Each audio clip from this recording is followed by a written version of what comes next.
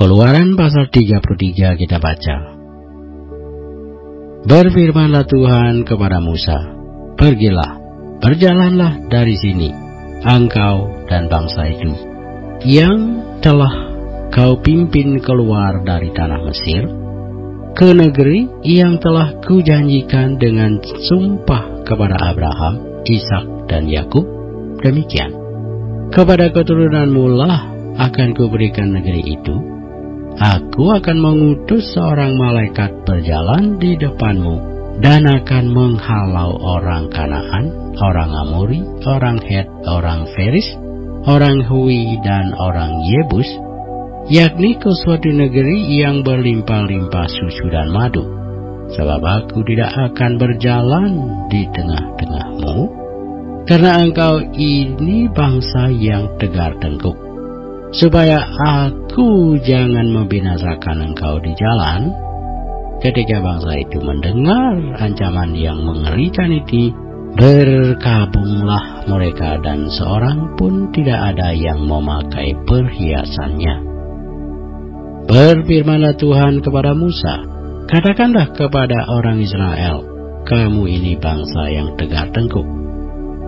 Jika aku berjalan di tengah-tengahmu sesaat pun, tentulah aku akan membinasakan kamu. Oleh sebab itu, tanggalkanlah penghiasanmu, maka aku akan melihat apa yang akan kulakukan kepadamu."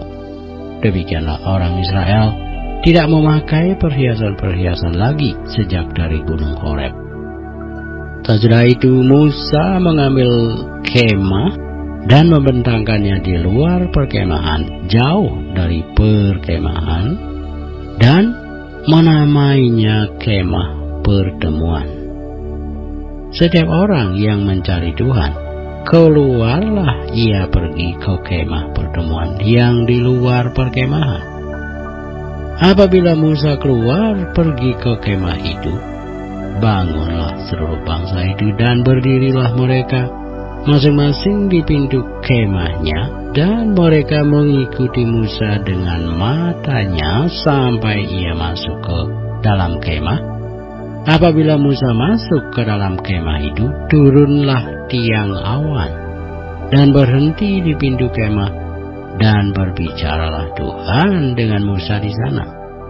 Setelah seluruh bangsa itu melihat bahwa tiang awan berhenti di pintu kemah, maka mereka bangun dan sujud menyembah masing-masing di pintu kemahnya.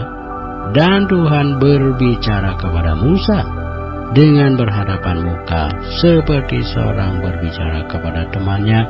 Kemudian kembalilah ia ke perkemahan.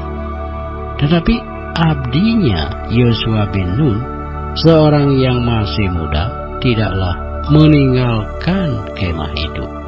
Lalu berkatalah Musa kepada Tuhan, "Memang engkau berfirman kepadaku, suruhlah bangsa ini berangkat, tetapi engkau tidak memberitahukan kepadaku siapa yang akan kuutus bersama-sama dengan aku. Namun demikian engkau berfirman, aku mengenal namamu, dan juga engkau mendapat kasih karunia di hadapanku.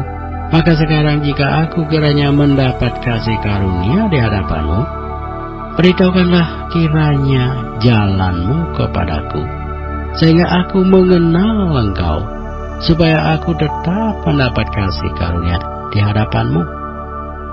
Ingatlah bahwa bangsa ini umatmu." Lalu ia berfirman, "Aku sendiri hendak membimbing engkau dan memberikan ketentraman kepadamu."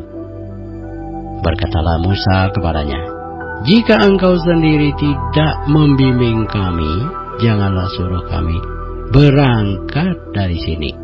Dari manakah gerangan akan diketahui bahwa aku telah mendapat kasih karunia di hadapanmu, yakni aku dengan umatmu ini? Bukankah karena engkau berjalan bersama-sama dengan kami, sehingga aku dengan umatmu ini, dibedakan dari segala bangsa yang ada di muka bumi ini?" Berfirmanlah Tuhan kepada Musa, "Juga hal yang telah kau katakan ini akan kulakukan, karena engkau telah mendapat kasih karunia di hadapanku, dan aku mengenal engkau. Tetapi jawabnya, perlihatkanlah kiranya kemuliaanmu kepadaku. Tetapi firman-Nya, aku akan melewatkan segenap kegemilanganku dari depanmu dan menyerukan nama Tuhan di depanmu. Aku akan memberi kasih karunia kepada siapa yang kuberi kasih karunia, dan mengasihani siapa yang ku kasihani. Lagi firman-Nya, engkau tidak tahan memandang wajahku, sebab tidak ada orang yang memandang aku dapat hidup. Berfirmanlah Tuhan, ada suatu tempat dekatku, di mana engkau dapat berdiri di atas gunung batu. Apabila kemuliaanku lewat, maka aku akan menempatkan engkau dalam lekuk gunung itu, dan aku akan menudungi engkau dengan tanganku sampai aku berjalan lewat. Kemudian aku akan menarik tanganku, dan engkau akan melihat belakangku, tetapi wajahku tidak akan kelihatan.